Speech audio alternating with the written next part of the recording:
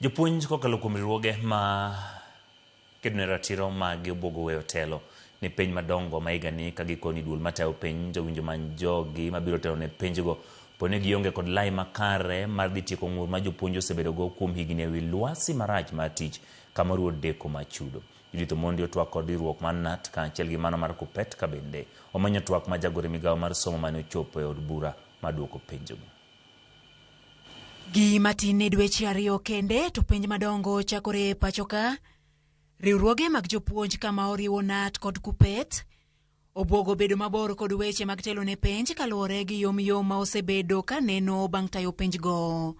Jopuonj gi ywak ni duol matayo penj pachoka KNEC ok osebedo ka winjo ywak maggi kama oriwo lwasi makare mar tich kaachiel kod lew mar chudo. Sani wawacho ni kaber to we jopuonj otim tijgi mar puonjo. Ka gisepuonjo nyithindo to KNEC okaw the exam get minister e yo ma ginyalo. Ano ka sani the government dwaro cheap labor. Ka ginyalo tiyo gi jo NYS to manage those exams for free because they want free labor, so be it. But as teachers, one wants to timo mar puonjo nyithindo, mar ikogi, mar timo penj. Kok nyalo chulwa penj ma higa mokalo, to kata mana ma higa ni ok wabi timo yo maber kaka ne watimo higni mosekadho. Gikoni nyaka sani jopuonj mane otelo ne penj pok oyudo chudo e kinde ma Kenya tieko higa kendo donjo e tama owinjo gichaki e penj machielo. E twak marwa koda kelo Misori ma en jagoro mar KUPPET okoni ma e sama owinjo duol matayo penj e pachoka KNEC keta yanga chenro mag-gi mag tayo penj kendo yangore ma pod neno nyaka sani. Puonjwa are ready. Ng'eni assessment no josechakore kaka KPSEA KPJSEA en gima timore and ongoing. Ma gima dhi timore third term and basically the final assessment which will occupy just 60%. 40% osetim all through.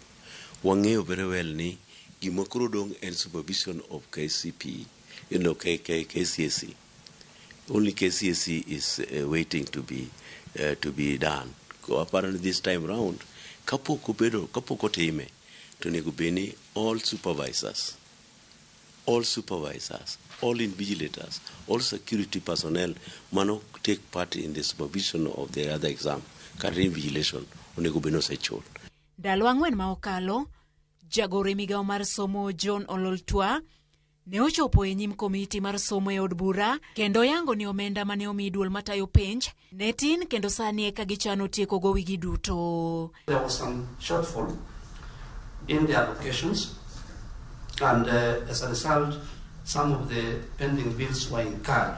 This has been carried forward as a pending bill which will be settled, Honorable Chair and Honorable Members, as a first charge in the financial year 2026-27. So we will be able to, I think there is a question that the Honorable Chairman asked about the payment of examiners, invigilators, supervisors, security officers, and so on.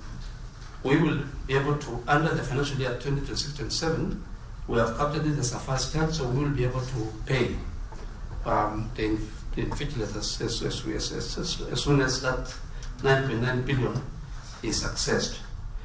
Ka gichakruok mar tam manyien bende dwaro nitie mondo mi piny owacho obag twak kod tend skunde mar neno ni jopuonjre duto orwaki e lai manyien mar KEMIS. Ywak nitie ni lai ni chendo kendo thoth skunde yudo omenda matin kipimo gi kwan mag jopuonjre magin go.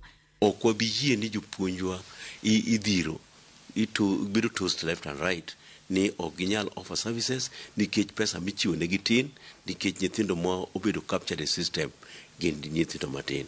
Gine ma wuon gin giwegi gi manucha gi chuno sikunde ni mondo kaw nyithindo moromo. Ka platform no onge, dak gidhi e data mar school kata kaka for example Alliance Girls. Manucha gimiyo nyithindo mang'eny moloyo namba magikaw. To gidhi nyisi ni nucha wamiyo namba mang'eny. To number our system nyalo capture mana 600. Another 1300 monucha wamiyo gi miwaru list no mondo wamiyo pesa. Judith Omondi, Ramogi TV. Jagoro Maemba